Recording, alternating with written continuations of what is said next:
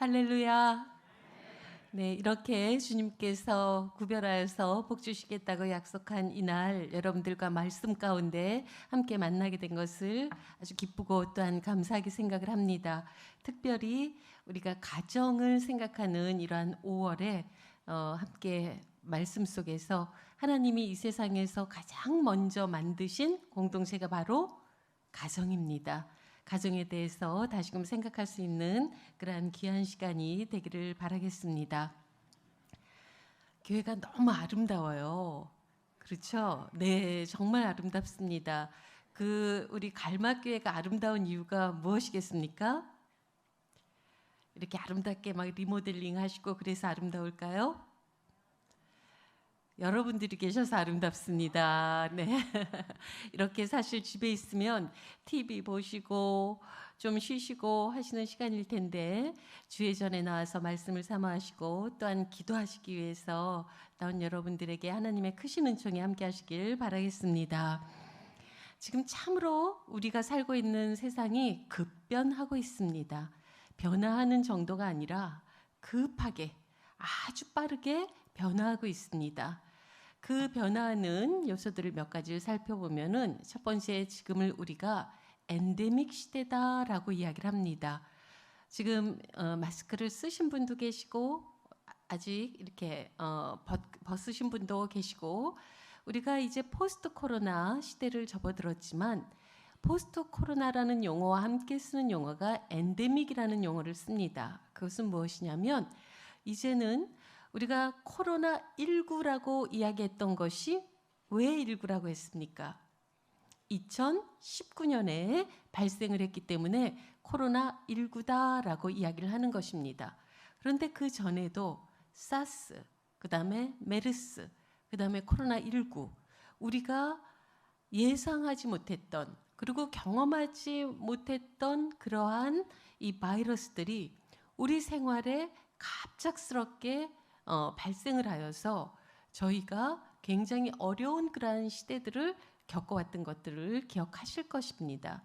그런데 이것은 그냥 끝나는 것이 아니라 반복적으로 이제는 그 총균쇠라고 하는 책에서도 이야기하듯이 새로운 변종의 바이러스들이 우리 인류를 지속적으로 공격하는 일들이 더 잦아질 거다라고 이야기를 하는 것입니다. 그렇기 때문에 우리는 어떻게 하면 이러한 바이러스가 인간을 공격하고 침투하는 시대에 어떻게 건강하고 안전하게 살아갈 수 있을까 하는 것들이 굉장히 중요한 우리의 삶의 그러한 관심사가 되었습니다.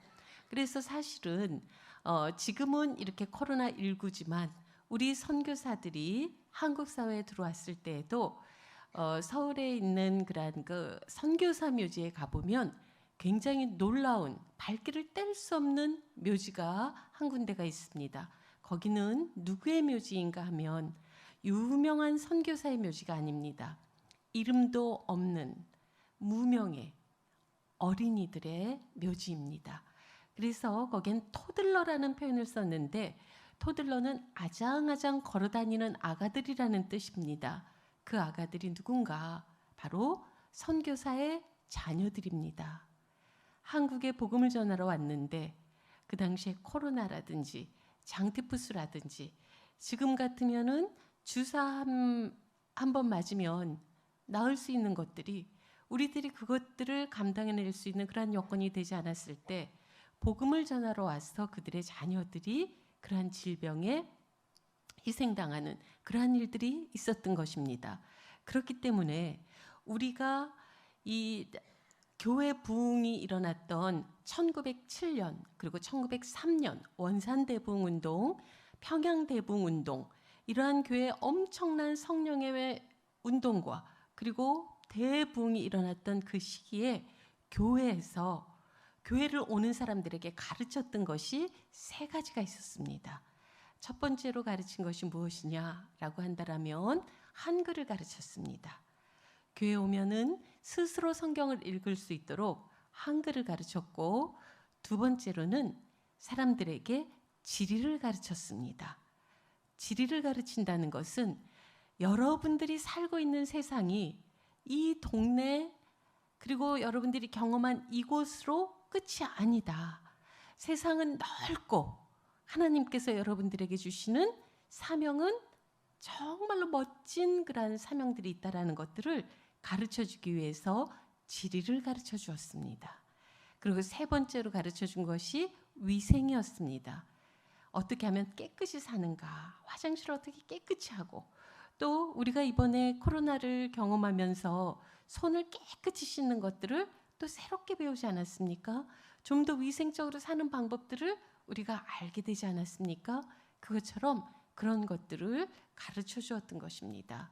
그래서 이제는 앞으로 이러한 그 엔데믹, 지속적으로 발병하는 바이러스에 대해서 교회가 생명들을 지키고 또 그런 것들에 대처하면서 어떻게 깨끗하게 위생적으로 살아갈 수 있을까 하는 것들을 가르쳐야 되는 그러한 시기가 된 것입니다.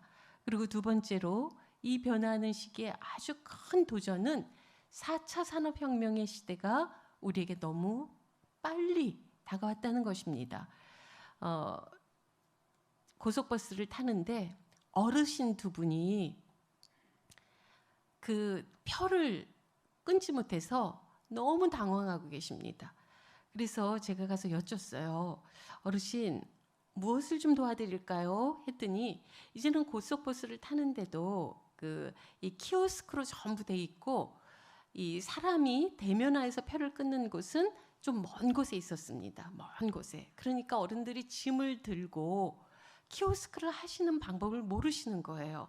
그러니까 표를 사야 되는데 표를 살 방법을 모른다라고 이야기하십니다. 그래서 그걸 도와드린 적이 있습니다. 이것은 한 단면에 불과합니다. 그렇게 사람 대신 키오스크가 많은 일들을 하면서 우리가 경험하는 생활에서도 점점 사람들이 할 일이 적어지고 있습니다. 앞으로는 택배도 드론이 한다고 합니다. 우리가 패스트푸드점에 가도 저희 집 앞에 있는 패스트푸드점에 예전에는 청년들이 한 5명 정도가 일을 했습니다. 지금은 2명 남아 있습니다. 다 자동으로 그러한 그 일들을 키오스크가 대신하고 있습니다.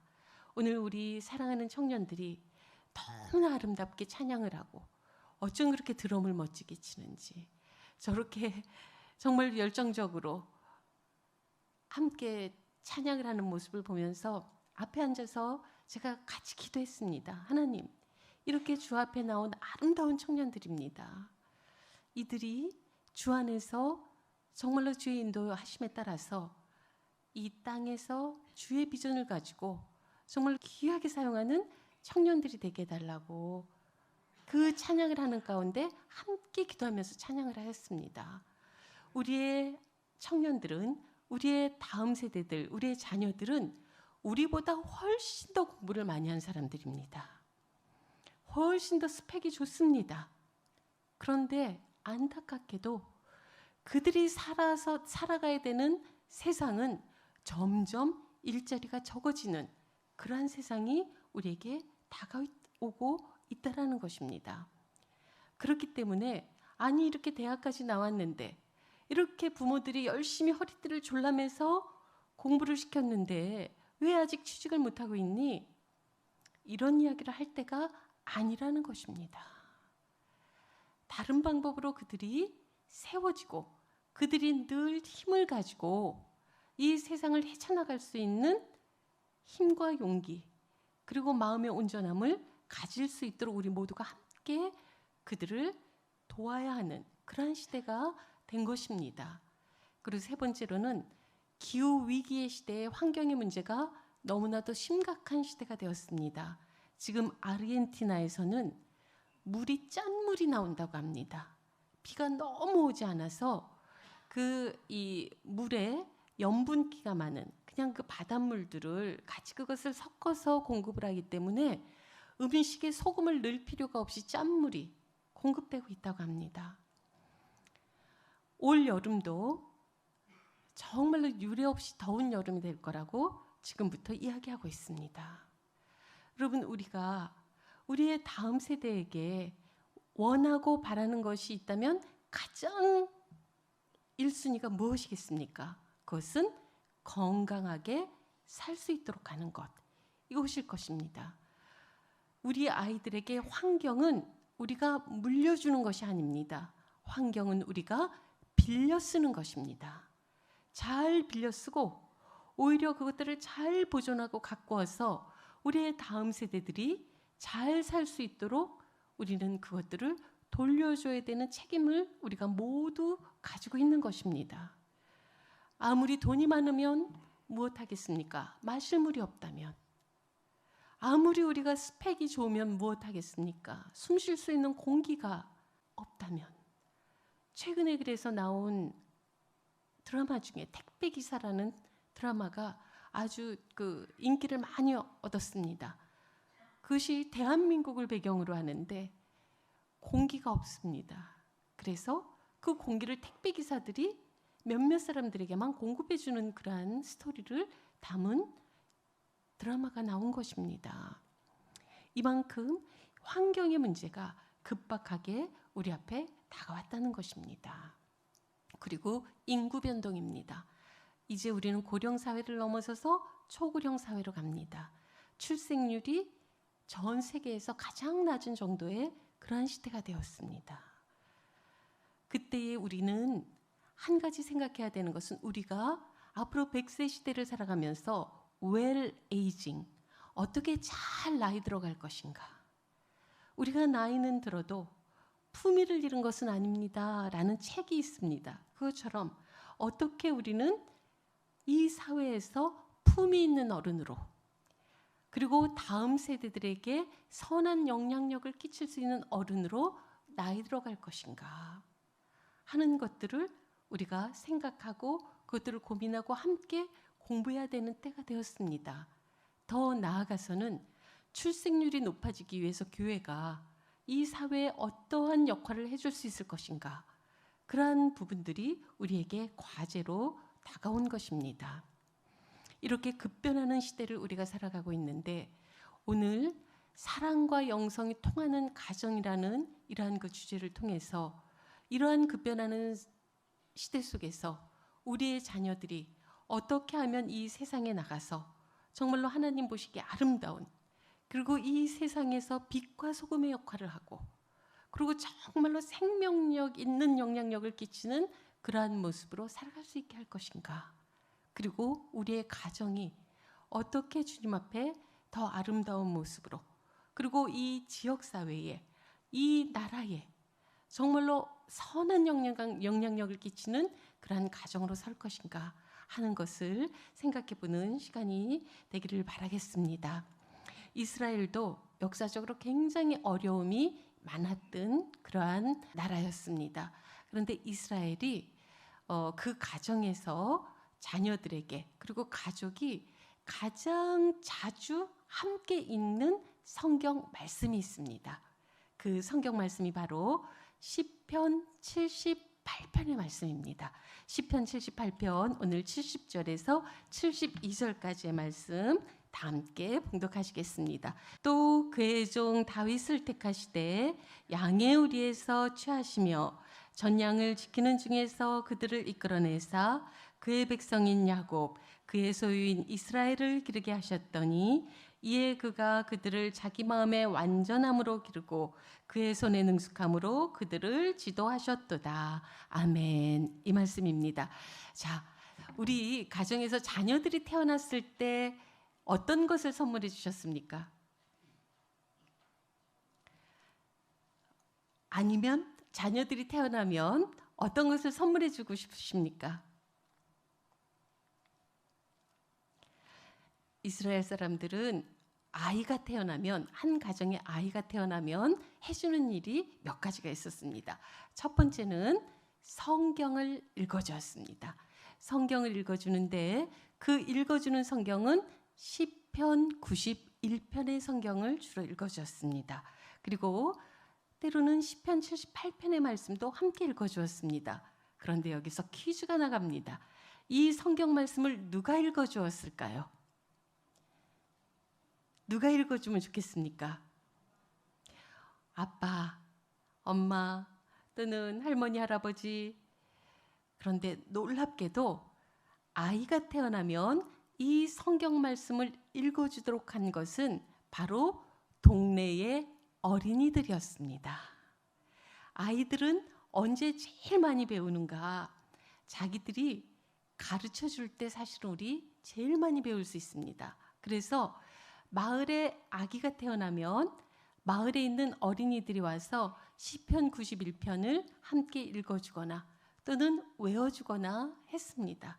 그래서 아이들이 어릴 때부터도 나는 배우는 사람일 뿐만 아니라 말씀을 다른 사람에게 전해주는 사람이다라는 것들을 배울 수 있도록 그러한 모습을 만들었던 것입니다. 그래서 이 시편 91편의 말씀을 함께 읽어주는 그러한 일들이, 그래서 마을에서 아이가 태어나면 마을의 어린이들이 전부 가서 그것을 읽어주고 그러면서 다시 한번 스스로 그 말씀을 배우는 일들이 있었던 것입니다. 그리고 두 번째로 해주었던 것이 무엇이냐면 나무를 심어주었습니다.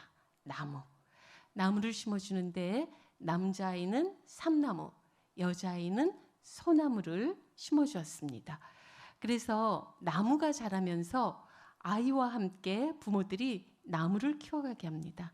여기에 보았더니 아름다운 꽃꽂이도 되어 있고 이렇게 난도 이렇게 있고 그런데 사실은 우리 어린이나 청소년들에게 나무를 같이 키워가는 일들은 너무 중요합니다. 왜냐하면 인생에 있어서 그리고 신앙에 있어서 중요한 가치를 나무를 키우면서 배워갈 수 있도록 했던 것입니다. 자, 나무가 자랄 때 필요한 것이 무엇이 있을까요?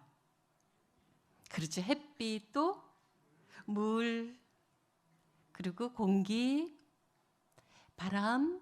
자, 여기에서 사람이 만든 게 무엇이 있습니까? 아무것도 없습니다. 물도, 바람도, 햇살도, 공기도, 흙도 사람이 만들지 않았습니다. 하나님이 만드신 것입니다. 아이들에게 태어나서 나무를 심어주고 그 나무를 함께 키우게 하면서 아이들에게 가르치는 것은 말로 가르치는 것이 아니었습니다.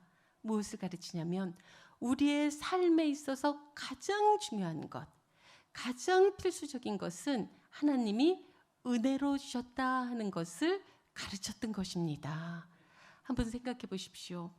우리가 정말로 이렇게 손으로 헤아려 보면 가끔은 하나님 저에겐 이런 것이 너무 부족합니다.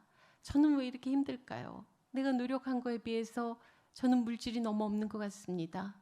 하나님 저는 왜 몸이 약합니까? 하나님 저는 왜 이렇게 제가 계획하는 대로 풀리지 않은 때가 많이 있습니까? 그렇게 생각할 때가 있을 것입니다. 그러나 돌이켜보면 내가 몸이 약하지만 주의 전에 나올 수 있는 것, 이것이 얼마나 큰 은혜입니까? 내가 부족하지만 주의 일을 할 수 있는 것, 이것이 얼마나 큰 은혜입니까? 바로 어릴 적부터 모든 것에 가장 중요한 것은 하나님이 주셨다라는 것들을 가르치면 그들이 어떤 어려운 삶의 자리에 나가도 감사할 줄 알게 됩니다. 감사하면 자신의 삶에 대해서 감사하는 사람이야말로, 감사의 힘이야말로 어떤 어려움도 이겨나갈 수 있는 가장 큰 힘이라는 것을 기억하시길 바라겠습니다.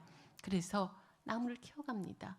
그리고 나무를 키워가면서 아이도 배우고 부모도 배우는 게 있습니다. 무엇이냐면 나무를 키우다 보면 참 놀랍게도 같은 시기에 씨를 뿌려서 식물을 키워도요, 어떤 것은 빨리빨리 자라고 어떤 것은 조금 늦게 자랍니다.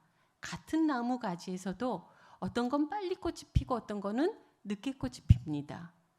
같이 나무를 심어도 어떤 건 빨리 자라고 어떤 건 천천히 자라요. 이것은 무엇이냐면 자기만의 시간이 있다는 것입니다. 자기만의 꽃을 피우는 때가 있다는 것입니다. 우리는 그런 생각을 많이 합니다. 아니 왜 결혼할 때가 됐는데 결혼을 안 하니? 왜 이제는 취직을 할 때가 되었는데 취직을 안 하고 있니? 평균의 때에 맞추어서 그 때를 같이 가지 못하면 조급해집니다. 그래서 자꾸만 그것에 대해서 서두르라고 그러고 그리고 빨리 달려가라고 그러고 그렇게 이야기합니다. 그런데 이스라엘 사람들은 남보다 먼저 되라는 이야기를 하지 않습니다. 남과 다르게 살아라. 너만의 시간이 있다. 너에게 주어진 길이 있다. 네가 해야 되는 일이 있다. 그것을 가르치는 것입니다. 우리가 나무가 자라는 것을 보면서 나무만의 시간이 있다는 것을 우리가 생각한다면 지금 혹시 초조한 일이 있으십니까? 아니면 왜 이게 빨리 이루어지지 않는가 답답한 일이 있으십니까? 그러나 하나님이 우리에게 주시는 우리만의 가장 아름답게 꽃을 피우는 그러한 시간이 있다는 걸 기억하시길 바라겠습니다. 그리고 이스라엘 가정에서 반복적으로 중요한 때가 될 때마다 함께 읽는, 가족이 함께 읽는 성경이 있습니다. 그게 오늘 봉독한 시편 78편의 말씀입니다. 시편 78편에 보면 하나님이 이스라엘을 애굽에서 어떻게 구해내셨는가, 그리고 그들이 광야 40년 동안의 생활을 할 때 하나님이 어떻게 입히시고 어떻게 먹이시고, 때로는 불기둥으로 때로는 구름기둥으로, 더울 때는 구름기둥으로 인도하시고 추울 때는 불기둥으로 인도하시고, 때에 맞춰서 만나와 메추라기를 주시고 그들을 어떻게 인도하셨는가가 잘 기록되어져 있습니다. 하나님께 순종할 땐 어떻게 축복하시고 하나님께 불순종했을 때 어떻게 치리하셨는가, 그러면서 그들을 어떻게 주의 백성으로 인도해 오셨는가가 함축적으로 기록되어진 말씀이 시편 78편의 말씀입니다. 거기에서 특별히 70절에서 72절은 다윗에 대한 이야기가 나옵니다. 그들의 왕이었고 그들의 지도자였고 그리고 그들의 신앙의 선배인 다윗에 대해서 나오는데 이렇게 기록되어져 있습니다.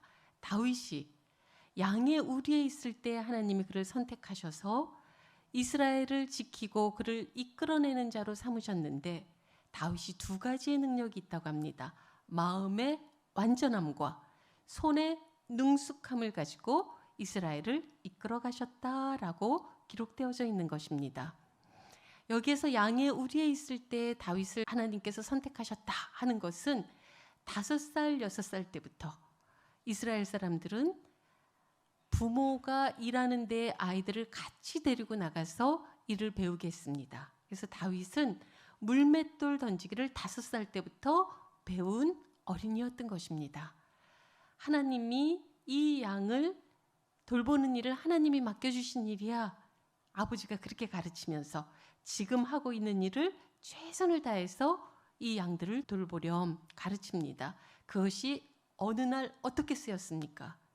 이스라엘이 골리앗의 침략으로 인해서 나라가 위태할 때 양을 돌보는 일을 배웠던 그 물맷돌 던지는 그 일이, 그렇게 사소했던 일상이 나라를 구하는 물맷돌이 되었다는 걸 기억하시길 바라겠습니다. 그렇게 물맷돌을 던졌던 다윗은 나라를 구합니다. 그런데 나라를 구했는데 그때부터 너무 잘했습니다. 정말 영광 받으소서, 우리의 왕이 되어주소서 이렇게 했을까요? 아니었습니다. 그때부터 사울의 시기와 질투로 인해서 죽음에 이르는 그러한 과정까지 될 때 그가 피해 다니면서 그의 정말 어려운 상황들을 맞이하게 됩니다. 그때에 다윗이 굴 속에 숨어서 살면서 그리고 깊은 계곡으로 도망 다니면서 다윗이 하나님께 고백한 기도가 있습니다. 그 기도가 무엇인가? 여호와는 나의 목자시니 내게 부족함이 없습니다. 이 시편 23편은 그가 모든 것이 만족스러운 왕좌에 있을 때, 모든 것이 풍요로운 그러한 때에 있을 때 고백한 것이 아니라 죽음의 경각에서, 도망자의 어려움 속에서, 사람들의 시기 속에서 하나님께 고백한 여호와는 나의 목자시니 내게 부족함이 없다라고, 그렇게 어려움의 때에 고백한 귀한 신앙 고백임을 기억하시기를 바라겠습니다. 그래서 그는 그렇게 왕이 되어서 이스라엘을 이끌어갑니다. 다윗이 실수한 것도 많이 있습니다. 하지 말아야 되는 일을 했고, 또 바라보지 않아야 되는 여인을 바라봤고, 그래서 하나님께 그것에 대해서 지적받고, 그는 완전한 사람은 아니었습니다. 모든 행위가 바른 것은 아니었습니다. 그러나 우리가 여기에서 살펴봐야 되는 것은 그가 잘못했을 때 하나님 앞에서 회개할 줄 알았습니다. 그리고 그가 잘못했음을 고백했을 때는 돌이킬 줄 알았습니다. 그래서 시편 78편에 다윗을 향하여서 마음이 완전한 자고 손이 능숙한 자다라고 이야기하는 것은 바로 이러한 일 때문에 그렇습니다. 그가 정말로 삶의 가장 어려운 위기를 지날 때에 좌절하지 않을 수 있고, 높은 왕자에 있을 때 교만하지 않을 수 있고, 그가 강자를 만났을 때는 비굴하지 않고 당당할 수 있고, 약자를 만났을 때는 그를 보듬어 안아서 그를 돌보기 위해서 최선을 다할 수 있었고, 이것이 바로 마음의 완전함입니다. 자녀들을 위해서 어떤 기도를 하십니까? 저는 아침에 일어나면 하나님께 이 기도를 합니다. 그리고 제가 가르치는 학생들을 위해서 매일 하는 기도가 바로 이 기도입니다. 하나님, 우리의 학생들이 마음의 완전함을 가지고 그들이 하는 일들을 온전히 감당할 수 있도록 해주십시오 라고 기도합니다. 우리의 자녀들을 위해서 기도해야 되는 세세한 많은 기도 제목들이 있을 것입니다. 그런데 오늘 시편 78편에 기록되어진 말씀처럼 78편 70절에서 72절에 기록되어진 말씀처럼 우리 아이들이 이러한 급변하는 시대에 나가서 제일 중요한 것은 무엇이냐? 마음의 완전함을 가질 수 있어야 되는 것입니다. 마음의 완전함을 가질 수 있을 때 이러한 변화하는 시대에 우리 아이들이 헤쳐나갈 뿐만 아니라 새로운 시대를 만들 수 있는 일꾼이 될 수 있다는 걸 기억하시기를 바랍니다. 뿐만 아니라 손에 능숙함을 지녀야 됩니다. 우리 아이들은 살펴보면 잘하는 것들이 다 하나씩은 있을 것입니다. 찬양도 잘하죠. 또 이렇게 기타도 잘 치죠. 또 이렇게 건반도 잘하죠. 보면 우리 아이들이 늘 우리는 아이들을 바라볼 때, 우리의 자녀들을 바라볼 때 부족한 것이 보입니다. 그런데 부족한 것을 볼 것이 아니라 잘하는 것을 봐야 됩니다. 잘하는 것이 반드시 있습니다. 그 잘하는 것이 더 잘할 수 있도록 격려하고 용기를 줘야 되는 것입니다. 그게 바로 무엇이냐? 손의 능숙함입니다. 우리의 가정에 있는 우리의 자녀들이, 우리의 모든 가족들이 마음의 완전함과 손의 능숙함으로 주 앞에 서시는 그러한 가정이 되기를 바라겠습니다. 그럼 이렇게 마음의 완전함과 손의 능숙함을 가질 수 있도록 우리가 어떻게 가정 안에서 영성과 사랑으로 소통해야 되는가, 세 가지만 제가 간단히 말씀을 드리도록 하겠습니다. 첫 번째, 우리의 가정에서의 소통을 위해서 우리의 언어가 바뀌어야 합니다. 하나님께서 이 세상을 무엇으로 창조하셨습니까? 말씀으로 창조하셨습니다. 말씀은, 우리들의 언어는 그냥 우리들의 생각을 서로 소통하고 생각을 표현하는 그 차원을 넘어섭니다. 뭐냐면 우리의 언어는 창조력이 있습니다. 우리의 언어는 생명력이 있습니다. 아침에 일어나서 제일 먼저 무슨 말을 하면서 하루를 여십니까? 아이고야, 오늘 왜 또 이렇게 몸이 쑤시냐? 또 오늘도 비가 내리려나 보다 이러면서 하루를 여십니까? 아니면은 방문을 막 두드려서 빨리 일어나지 못하겠어? 오늘도 늦잠이야? 이렇게 매일 늦게 일어나니까 너 학교 가서 너 그냥 어떻게 하는지 내가 안 봐도 다 알겠다. 이렇게 혹시 시작하십니까? 그 언어는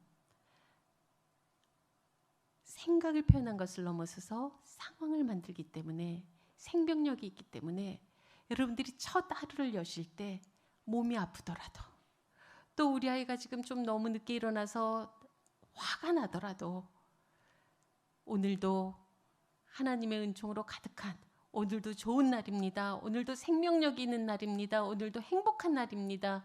오늘도 주의 은총이 넘치는 날입니다 하고 선언하시면서 하루를 여시기를 바라겠습니다. 그래서 그렇게 하루를 여세요. 여시고 이제는 우리가 소통하는 데 있어서 우리의 사랑이 규범을 넘어서서 이젠 좋은 점을 봐야 된다 그랬죠. 이렇게 그 부모 때문에 삶이 바뀌어진 한 사람이 있습니다. 그 사람에 대한 영상을 잠깐 보시도록 하겠습니다. 레나 마리아 영상 부탁드립니다.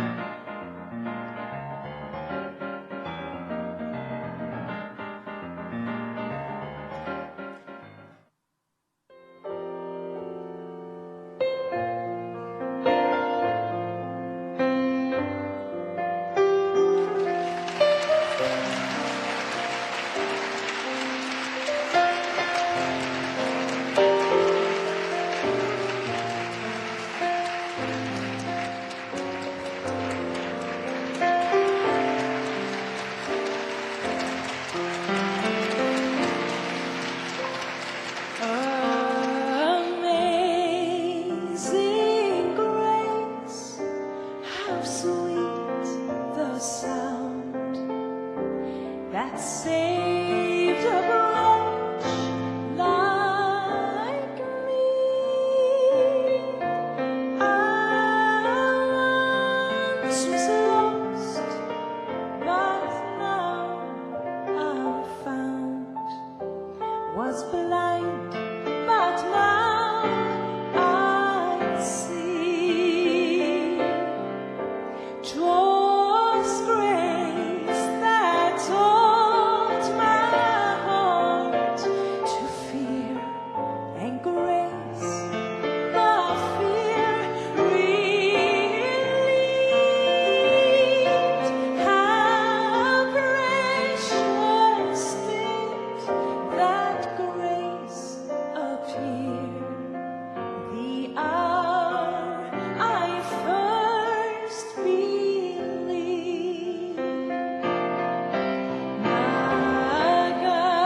나가둔 죄인 살리신 주님의 놀라운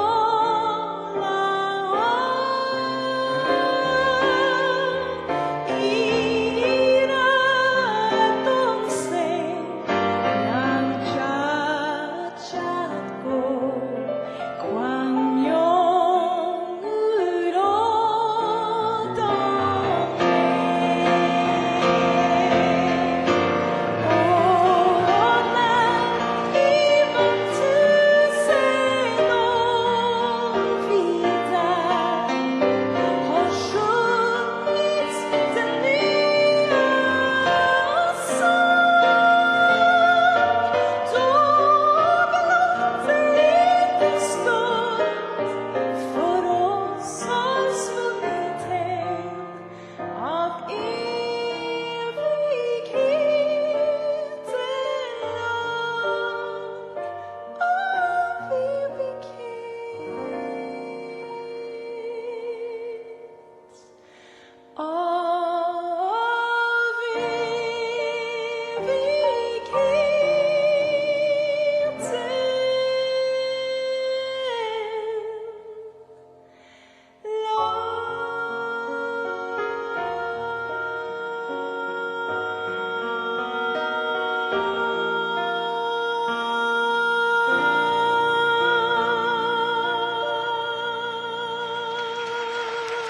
네, 1968년 스웨덴에서 태어난 레나 마리아입니다. 우리나라에도 여러 번 와서 공연을 했었기 때문에 익히 알고 계신 그런 CCM 가수입니다.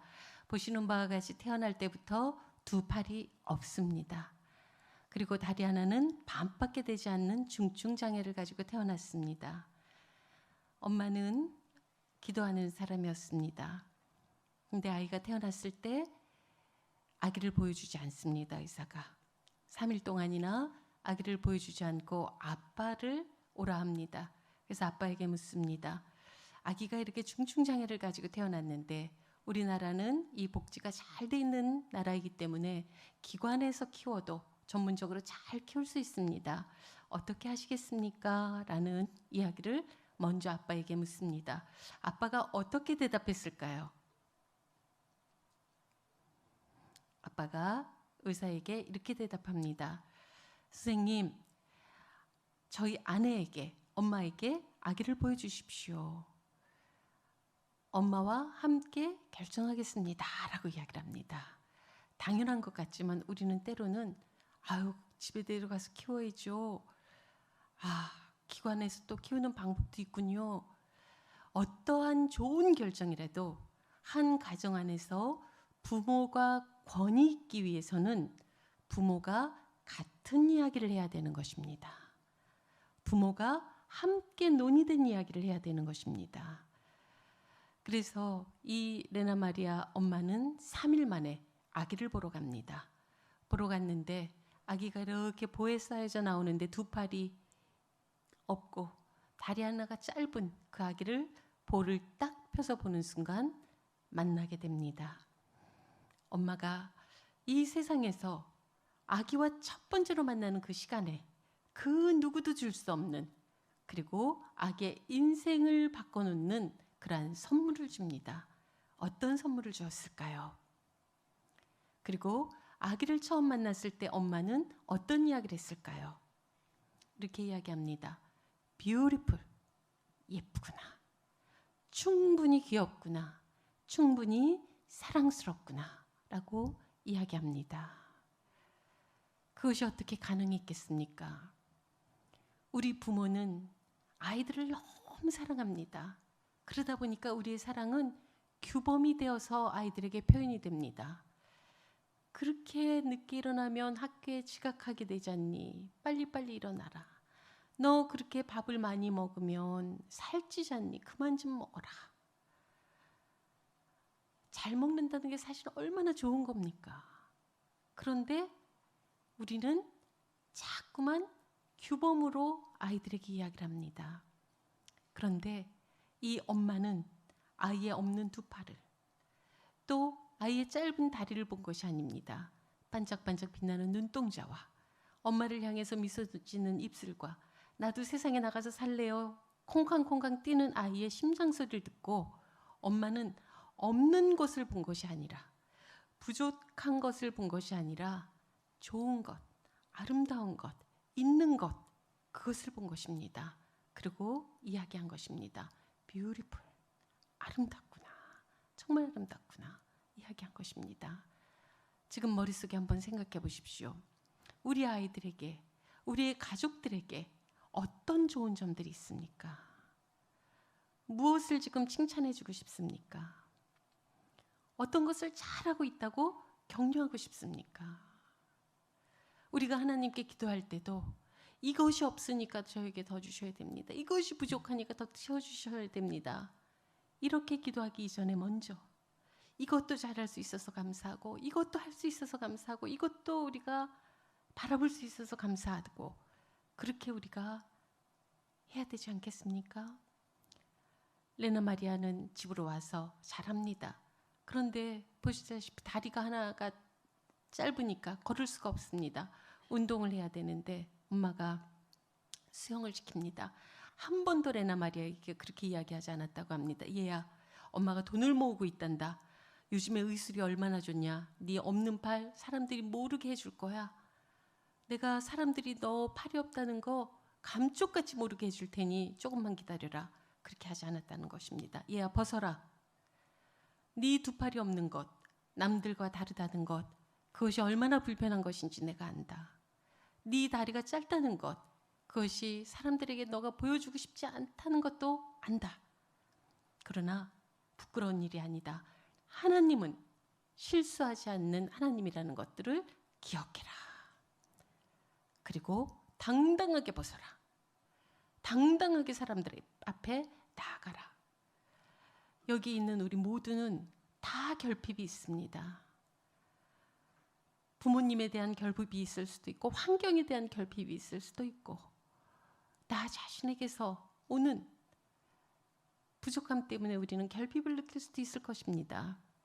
그러나 우리가 행복한 사람으로 살아갈 수 있는가 그렇지 않는가는 백지장 한 장 차이입니다.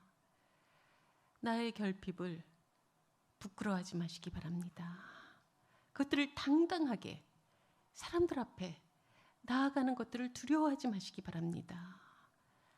레나 마리아 엄마는 그걸 가르친 겁니다.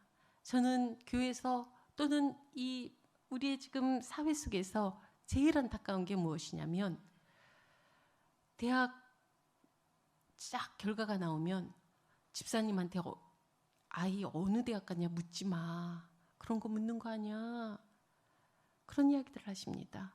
왜 물으면 안 됩니까? 왜 그거에 대해서 우리는 부끄러워하는 그러한 세대가 되어버렸습니까? 지금 내가 하고 있는 일들이 왜 남들에게 당당할 수 없는 것들이 되었습니까? 부모가, 자녀가 부모를 자랑스럽게 생각하지 않고 자녀를 자랑스럽게 생각하지 않고 그것은 괜찮아요. 열심히 했지만 생각보다는 수확은 없지만 그래도 우리가 나무를 키우는 것처럼 그 결과는 시간을 놓고 기다립니다. 라고 해줄 수 있어야 되는 것이 우리의 가족이 아니겠습니까? 그런데 물으면 안 돼. 물으면 안 돼. 그런 분위기들이 있습니다. 제가 제일 가슴 아파하는 또 하나의 이야기 중에 하나는 아이들이 학교에서 학교 폭력에 시달릴 때 위협하는 한마디가 있습니다. 아이들이 서로 해서는 안 되는 일을 하고 촬영을 하고 그런 다음에 이렇게 위협했다고 그러지요. 너네 엄마한테 이른다. 그럼 그게 두려워서 또 시키는 대로 해왔다는 거예요. 돈도 가지고 오고 물건도 가지고 오고 그랬다는 것입니다. 여러분, 너네 엄마한테 이른다. 그게 왜 위협이 되어야 됩니까? 그래, 일러줘. 제발 우리 엄마한테 이야기해라 너. 가정이 그런 곳이 되어야 되지 않습니까? 훈육을 하고 그것에 대해서 야단을 칠 때는 칠망정 아이들이 너네 엄마한테 이야기하는 거 그것을 위협으로 삼는 그러한 세대는 아니어야 되지 않잖아요. 무엇이냐면 레나 마리아는 이렇게 엄마에게 당당함을 배웠습니다. 자기를 부끄러워하지 않는 걸 배웠습니다. 그리고 나서 학교를 갑니다. 학교에 갔는데 노래를 너무 잘합니다. 음악을 잘합니다. 발 하나로 피아노를 배웠어요. 그런데 오르간이 치고 싶습니다. 발 하나로 어떻게 오르간을 칩니까? 우리는 그렇게 생각하죠. 선생님에게 이야기했습니다. 선생님, 저 오르간이 배우고 싶어요. 그래? 발 하나로 칠 수 있는 오르간을 한번 만들어 보자. 그래서 아까 오르간을 배우고 있지 않습니까? 그리고 교회에서 봉사를 합니다. 봉사를 했는데 어떤 봉사를 했을까요? 성가대를 했습니다. 성가대에서 레나 마리아의 역할이 무엇이었을까요?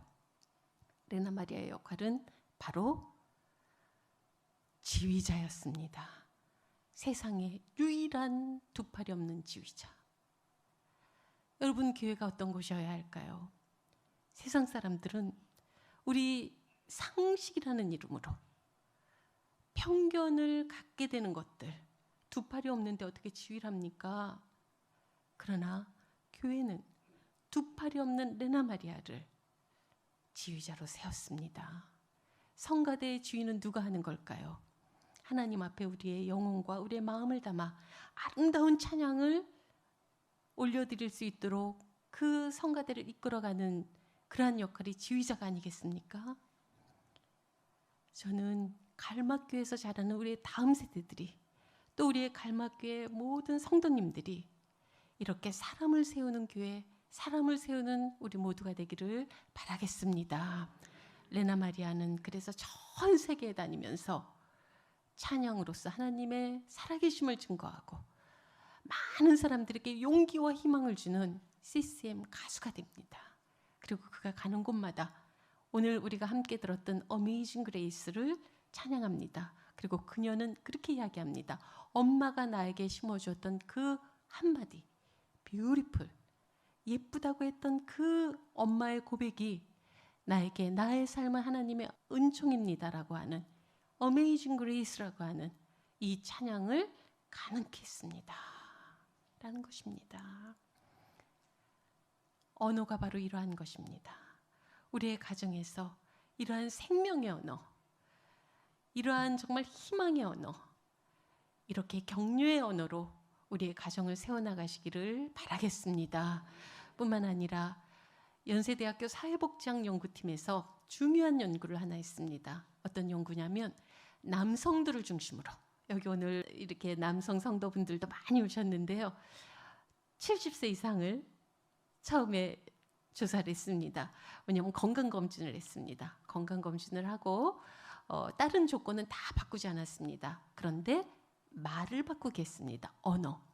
이거를 하루에 한 번씩 집에서 하십시오라는 거였습니다. T, S, L이었습니다. T로 시작하는 말, S로 시작하는 말, L로 시작하는 말을 가정에서 하루에 한 번씩을 하는 것을 요구했습니다. T로 시작하는 말 뭐가 있을까요? 그렇습니다. 잘하셨어요. 땡큐. 고맙습니다 하는 말입니다. 오늘 고맙습니다라는 말을 우리는 길에서는 잘해요. 누구한테 물건 사고는 잘해요. 교회에서도 비교적 잘합니다. 그런데 가족에게 고맙다고 오늘 한 번이라도 하신 분 한 번 손들어 보세요. 네. 네. 그래도 우리 역시 갈마교회는 역시 많이 계세요. 네. 안 드셨어도 속으로만 드신 분도 계시리라 보는데 고맙습니다. 이렇게 맛있는 밥을 같이 먹어서 고맙고, 오늘도 눈 떠보니 내 옆에 있어서 고맙고, 오늘도 우리가 이렇게 주일날 함께 예배드려서 고맙고, 고마운 게 얼마나 많이 있습니까? 그렇죠? 고맙습니다 했어요. S는 무엇일까요? S는 맞추신 것 같아요. sorry, 미안합니다 하는 말입니다. 미안합니다. 우리가 사실 미안하다는 말 한마디로 많은 걸 해결할 수 있어요. 특히 부부싸움을 하거나 자녀하고 갈등이 있거나 했을 때 엄마가 미안했다 한마디 하면 확 마음이 녹아질 수 있습니다. 여보 내가 잘못했어 미안해 한마디 하면 녹아질 수 있어요. 근데 그 한마디를 안 해서 서로가 말도 안 하고 살아가는 경우가 참 많이 있습니다. 갈등이 참 많이 있습니다. 미안하다는 말 한마디면 되는데 그걸 못하는 거예요. 세 번째는 무슨 말일까요? L로 시작되는 말? love, 사랑합니다. 이 얘기예요. 사랑합니다. 이 이야기를 하려는 것입니다. 놀랍게도 이렇게 약 7주를 했더니 다시 건강검진을 했는데 놀라운 변화가 일어났습니다. 이건 무엇을 이야기해 주는 거냐면 언어는 우리의 물리적인 상황까지도 바꾼다는 걸 이야기해 주는 것입니다. 우리가 몸이 노화되는 산화 스트레스 지수가 30%가 떨어집니다. 그 다음에 항산화 능력 지표가 50%가 증가하는 거예요. 항산화 능력 지표. 즉 우리 몸을 건강하게 해주고 덜 늙게 해주고 이러한 바이러스에 강하게 해주고 이런 것들이 50%. 그 다음에 산화 스트레스 지수는 30%가 떨어지는 것을 결과로 갖게 됩니다. 그래서 결론은 언어가 사람의 건강까지도 회복시키는구나 라는 결론이 나옵니다. 그래서 이 연구를 가지고 세브란스에서는 가족치료요법으로 사용합니다. 가족치료. 우리 가족 간에 갈등이 있는 거, 소통이 안 되는 거, 서로 힘들어하는 것. 우리가 누구 때문에 가족 간에 갈등이 있을 때 가장 아플 겁니다. 그것들을 해결할 때 TSL 요법을 사용하기 시작하는 거였어요. 그래서 고맙다고 하고 미안하다고 하고 사랑한다고 하고 그랬을 때 갈등과 단절과 이러한 것들이 해결될 수 있다는 것입니다. 그래서 우리 숙제를 내드리겠습니다. 집에 가서 꼭 고맙다고 미안하다고 사랑한다고 한번 해보세요. 근데 우리 식구들에게 사랑합니다라는 말 자주 하세요? 네, 잘하십니다. 잘하셨어요. 앞으로도 더 계속 쭉 잘하시기 바랍니다. 그런데 요즘에는 그래도 카카오에 이모티도 있고 그러니까 잘하는데 부모님에게 사랑합니다라고 하신 적이 있는 분들 한번 손 좀 들어보세요. 네, 잘하셨어요. 잘하셨어요. 뭐냐면 손자, 손녀, 자녀들에겐 그래도 사랑한다고 해요. 근데 부모님들에게는 사랑한다는 말을 잘 못해요. 왜 그럴까요? 어색함의 산을 넘지를 못해서 그럽니다. 그런데 이제부터는 5월 달이라 얼마나 좋습니까? 가정의 달. 우리가 사랑한다고 못했던 그러한 이야기들도 할 수 있는 때예요. 그리고 사실은 부모님에게 우리가 여러분들 다 잘하고 계시겠지만 하나님이 인간과 인간과의 관계에서 주신 첫 번째 계명이 무엇이냐라고 한다면 내 부모를 공경하라잖아요. 이 사랑한다는 언어를 부모님에게, 우리 가족에게 하셔야 됩니다. 그 영상 하나 볼게요. 그런데 이 어색함의 산을 어떻게 넘어야 되는지, 사람들도 이걸 얼마나 어려워하는지 한번 잠깐 보시도록 하겠습니다. 네, 네. Wipe your tears, put on a pretty smile. You're gonna get 요래지요.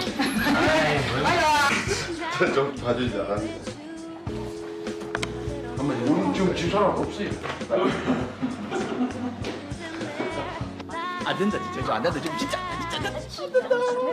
40년 동안 사랑에 말 한마디 안 했습니다. 그러니까 오늘 장가갈 때도 사랑에 말 한마디 하고 장가가는 사람이 사랑해를 자꾸 하라. 여보 사랑해. 사랑해요. 엄마 사랑해. 사랑해. 사랑합니다. 여보세요. 네. 사랑해요. 사랑한다고. 바꾸느라 바쁘잖아. 알았다. 미친다.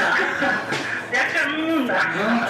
알았어. 죽을 만큼 사랑해. 죽일 만큼 사랑해. 뭐야 뭔데 뭐 임마 왜 그래 사랑해요. 물 갑자기 뭐 사랑해요 그래 어버이날이니까 내일. 내일 해야지 자식아 임마 그거 임마 아. 엄마 미님이 내가 싫어요. 왜? 왜? 어? 사랑한다고 줬다고. 안 싫어. 뭐고 갑자기 그래, 엄마 생일이 지나가도 모르고 지냈는데 나는 아들이야.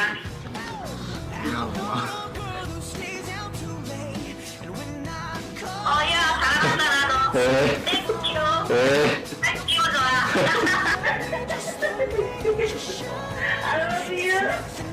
사랑하기 나는 많이 사랑하고 이뻐 싶고 보기고 싶고 뭐야 오빠는 어디 갈때 주야 지금 사랑해.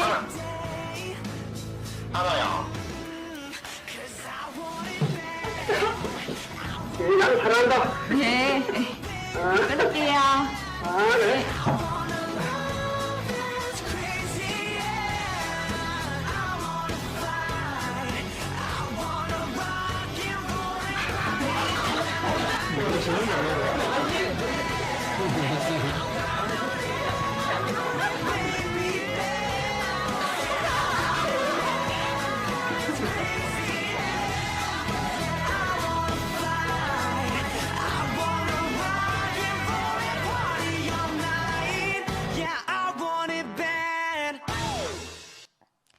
네, 연습하시겠습니다. 옆에 분하고 우리 한번 이렇게 해볼까요? 고맙다는 말부터 한번 연습해 보겠습니다. 함께해서 고맙습니다 하고 인사하세요. 네, 함께해서 고맙습니다. 네, 네, 네. 더 자주 함께하지 못해서 미안합니다 하세요. 네, 네, 더, 네, 자주 못 만나서 미안합니다. 네. 자, 주 안에서 사랑합니다 하세요. 네. 주 안에 사랑합니다. 사랑합니다. 네. 우리가 언제 웃게 되나요? 이렇게 고맙다고 할 때, 사랑한다고 할 때 웃게 되죠? 그리고 저기 뒤에는 누가 손잡으라 그랬어요. 막 손도 잡으시고 등도 두드리시고 그러시는데 사실은 스킨십은 죽은 사람도 살리는 힘이 있습니다. 그래서 우리가 가족끼리는 스킨십을 마음껏 할 수 있는 그러한 사람들이잖아요. 스킨십도 많이 해주세요. 그래서 우리가 첫 번째 이 사랑과 영성이 소통하기 위해서 우리가 좋은 점을 보면서 TSL로 여러분들의 가정에 생명의 언어를 심으시기를 바라겠습니다. 그리고 두 번째로는 우리가 가족들이 어떤 사랑의 언어를 쓰는가 하는 거를 좀 생각해 보시면 좋겠어요. 어느 가정에 이제 60이 거의 다 되신 분이 이혼을 하겠다고 겉으로는 너무 편안해 보였는데 아내가 남편에게 이혼하자고 합니다. 그래서 남편이 너무 좀 황당하고 억울했습니다. 그래서 이혼 소송을 하러 가서 이렇게 이야기하는 거예요. 저는 너무 억울합니다. 열심히 직장을 다녀서 돈을 벌어서 가정을 잘 지켜오려고 노력했고, 그리고 제가 쉬는 날이면 집에서 열심히 청소도 하고, 그리고 가족들이 차를 탈 때 쾌적하게 탈 수 있도록 깨끗이 그 차를 늘 관리하고 이렇게 해서 저는 가족들에게 최선을 다했습니다. 그런데 저에게 이혼이라뇨? 라는 거였어요. 그랬더니 아내가 이렇게 이야기합니다. 네, 맞습니다. 저희 남편은 열심히 일했습니다.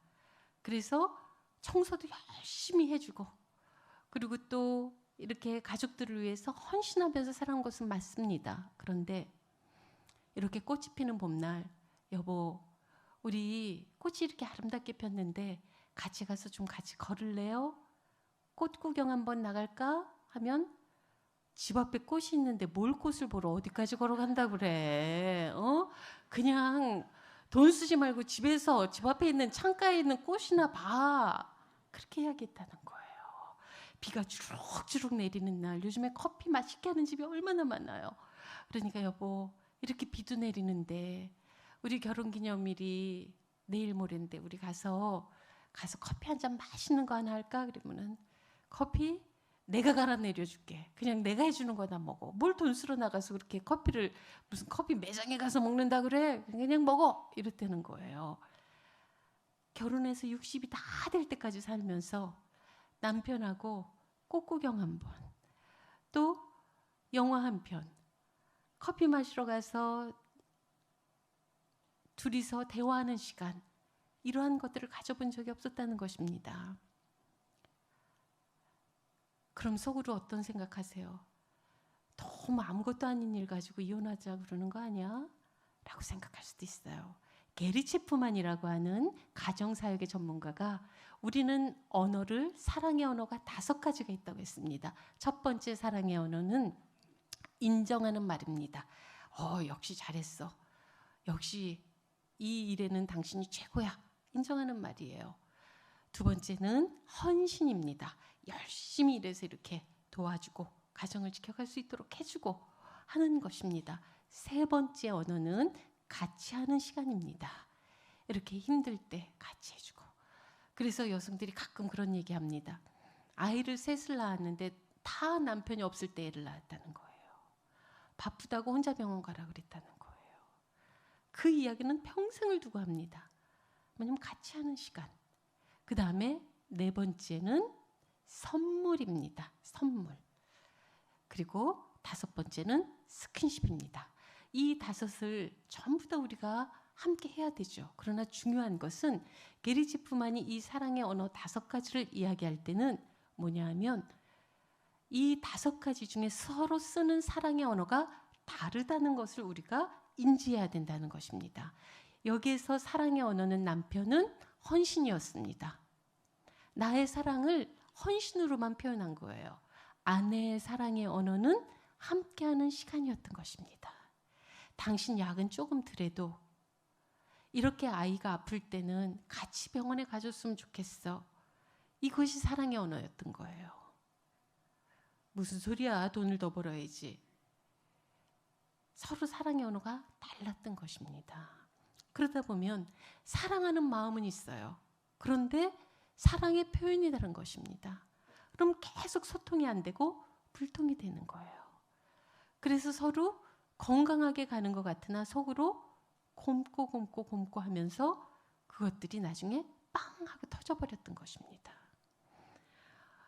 어떤 사람은 선물이 굉장히, 그래서 사소하게 여보 여기 가다가 꽃이 너무 예뻐서 혼자 보기 아까워서 요거 꽃 할 땐 미안하지만 좀 꺾어왔어 하나 주는 남편이 있어요. 그런데 생일날이 되어도 결혼기념일이 되어도 무슨 특별한 날이 되어도 그냥 돈 봉투 딱 갖다 주고 알아서 그냥 사고 싶은 거 사. 이게 다라고 생각하는 사람이 있습니다. 그런데 선물을 준다고 하는 것은 정말로 이 사람이 뭐가 필요할까, 뭐가 좋아할까라는 것들을 한 번쯤 마음을 더 했다는 거예요. 생각한다는 거예요. 돈이 좋다 그러면 돈 드리면 되죠. 그런데 때로는 당신이 좀 한 번이라도 생각해서 나한테 좀 무엇이 필요할까를 생각해 줬으면 좋겠어 라고 할 수도 있는 거예요. 그 사람의 사랑의 언어는 선물입니다. 그러면 그 부분에 대해서 생각하고 그걸 맞춰줘야 된다는 거예요. 그런데 나는 사랑한 것 같은데 저 사람이 몰라줘요. 이러면 사랑의 언어가 소통이 되고 있지 않다는 것이죠. 아이들하고도 마찬가지입니다. 아이들에게 어떤 아이들은 사랑의 언어가 인정하는 말일 수 있어요. 인정하는 말. 가장 그거를 강하게 요구하는 그러한 아이들이 있을 수 있습니다. 그럼 인정하는 말을 해줘야 되는 것이고. 그래서 이 사랑의 언어, 우리 가족들은 사랑의 언어를 어떤 언어를 쓰고 있는가 하는 것들을 정확히 알아야 됩니다. 그리고 화성에서 온 남자, 금성에서 온 여자라는 책에 보면 남성과 여성의 언어를 사용하는 방법이 다르다는 게 참 재미있게 나타나 있습니다. 워낙 유명한 책이라 많이 읽으신 분들도 계시겠지만 거기에 보면 화성에서 온 남성들과 이 금성에서 온 여성들이 사용하는 언어의 차이점 중에 아주 중요한 것은 남성들은 말을 하지 않으면 문제가 없다고 생각한다라는 게 아주 두드러진 특징입니다. 그런데 여성들은 내가 요청하는 거를, 내가 필요한 것을 말하는 걸 자존심 상하게 생각한다라는 그러한 게 있다라는 거예요. 그러니까 알아서 못 해줘? 라고 생각한다는 거죠. 알아서 좀 해봐 라고 그렇게 이야기한다라는 거죠. 그런데 예를 들어서 평생을 교회 오는데 남자는 앞에 막 성큼성큼 가버려요. 아내는 뒤에서 뒷모습 보면서 가야 되는 거예요. 그런데 그건 내가 빨리 가서 그냥 자리 그냥 앉아 있으려고 그랬지 그렇게 되는데 남편의 뒷모습만 보면서 늘 천천히 걸어가야만 했던 아내는 그게 너무나도 평생이 속상했었던 일이에요. 아니 좀 둘이서 같이 템포를 맞춰가면서 걸어가면 안 되나? 그런데 여보 와서 나하고 좀 같이 걸어요 하는 말이 사실 자존심이 상했다는 겁니다. 좀 같이 걸어가줘도 되잖아. 그런데 막 그냥 혼자 가버리는 거죠. 그리고 자동차 파킹을 하는데도 좀 편리하게 집 앞에 딱 좀 내려주고 다시 가갖고서는 주차장에 가면 좋은데 주차장에 그냥 세워놓고서는 아내가 아이 손 잡고 물건 들고 이렇게 오게 하면은 집에 와서 문 탁 열고 같이 재밌게 쇼핑한 것 같은데 들어와서는 물건 확 내던지면서 힘들어 이렇게 하고서는 서로 끝나버린다는 거예요. 그래서 중요한 거는 남성과 여성과 사용하는 언어의 코드가 다르다는 것도 우리가 생각하면서 정확하게 요구할 것은 요구하고 또 표현할 것은 표현하는 것이 굉장히 중요하다라는 것입니다. 그래서 한 재밌는 부부가 이야기를 하는 거예요. 이제 어느 날 그 시댁에 가느라고 서울에서부터 수원까지 막 운전해서 갔다고 합니다. 그러고서 갔다 오다가 차 안에서 좀 서로 다툼이 있었어요. 서로 다툼이 있으니까 막 이제 수원에서부터 서울까지 오면서 막 다퉜다고 합니다. 그러면서 이제 막 뭐라 했는데 아내가 딱 서울까지 왔는데 좀 미안하더래요. 운전하면서 여기까지 왔는데 미안해서 딱 주차장에 들어가서 파킹을 하는데 파킹을 할 때 이렇게 후진을 해서 쫙 세워야 되잖아요. 막 돌려갖고 후진을 해서 파킹을 딱 하니까 아내가 그랬답니다. 후진은 잘하네. 딱 그랬답니다. 그러니까 남편이 딱 쳐다보면서 뭐라 그랬을까요? 후진으로 수원까지 다시 갈까? 그랬답니다. 뭐냐면 마지막에 가서 미안하다는 그 마음을 표현해 준 것 하나로 딱 그것이 해결될 수 있었다는 거예요. 그래서 표현하는 것이 중요하다는 거예요. 그리고 또 하나 마지막으로 말씀을 드리자면 여성 아내에게 존경합니다라는 이야기를 해보신 분 계세요? 존경합니다라는 이야기. 여성들이 가장 듣고 싶어하는, 좋아하는 그 언어가 사랑보다 존경이라는 겁니다. 어머니 사랑합니다라고 했으면 이제는 어머니 존경합니다라고 이야기했어요. 남성들이 가장 듣고 싶어하는 말이 있다면 지금 후지는 잘하네처럼 당신은 참 이 일은 잘합니다라는 인정하는 말이라는 거예요. 그래서 이러한 서로의 언어의 코드, 우리는 같이 가족으로 살아가고 있지만 언어의 코드를 모를 때가 많이 있었습니다. 이렇게 서로 다르지만 그러나 같은 가족이기 때문에 우리가 소통하기 위해서 이러한 그 언어의 코드를 기억하는 것이 중요하다라는 것입니다. 그리고 마지막으로 오늘 청년부의 조성돈 교수님이 오셔서 이 생명 존중에 대한 강의를 하셨다고 합니다. 저도 이 자살 예방, 생명 보듬에 대한 운동을 많이 하고 있는데요. 5월 달이 되면 1년 중에 자살률이 제일 높은 달이 5월 달입니다. 코로나 시절에 자살률은 뚝 떨어졌습니다. 왜 그랬을까요? 함께 힘들 때 사람들은 자살하지 않습니다. 햇살은 찬란하고 꽃은 아름답게 피는데 남들은 부모님하고 이렇게 서로 인사 나누면서 행복한 것 같은데 나는 뭐지? 우리 집은 뭐지? 라고 했을 때 그 우울감은 더 깊이 들어갈 수밖에 없다는 거예요.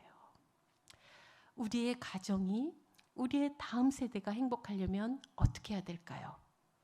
나의 가정이 든든히 서야 되지만 동시에 나의 이웃이 행복해야 됩니다. 우리의 사회가 행복해야 되고 우리의 사회가 안전해야 됩니다.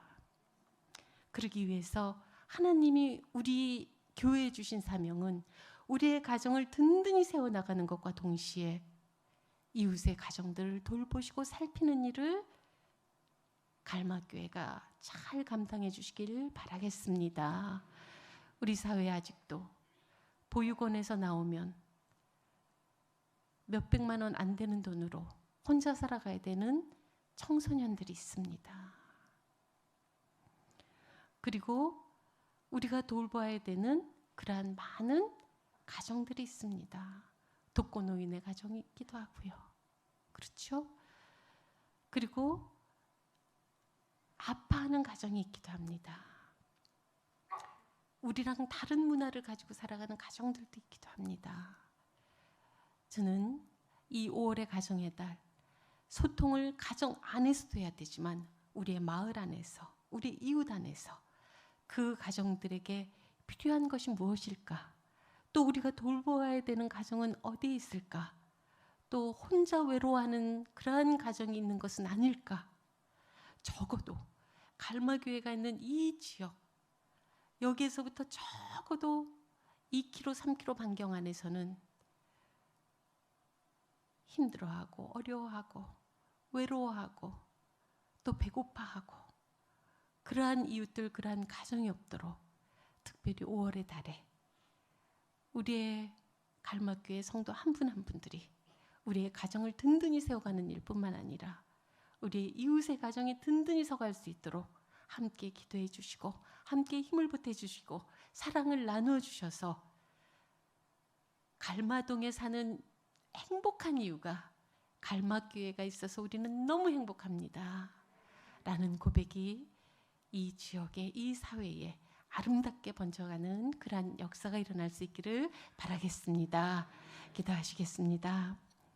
하나님 아버지 감사합니다. 저희의 가정을 세워주시고 저희의 부모님을 통하여서 하나님의 사랑을 알게 하셨고 또한 우리의 자녀들을 통하여서 주님의 은혜를 알게 하시니 감사를 드립니다. 이곳에 모인 한 분 한 분 또 우리 갈마교회 성도 한 분 한 분을 이름 불러 기억하여 주시어서 마음의 완전함과 손의 능숙함으로 세워줄 수 있도록 역사하여 주시옵소서. 뿐만 아니라 하나님께서 우리 갈마교회를 통하여서 많은 약한 자들이 세워지고 우는 자들이 웃음을 되찾고 아픈 자들이 새롭게 회복되며 희망과 하나님의 생명이 널리 널리 전해지는 역사가 일어날 수 있도록 인도하여 주시옵소서. 감사하며 예수님 이름으로 기도드립니다. 아멘.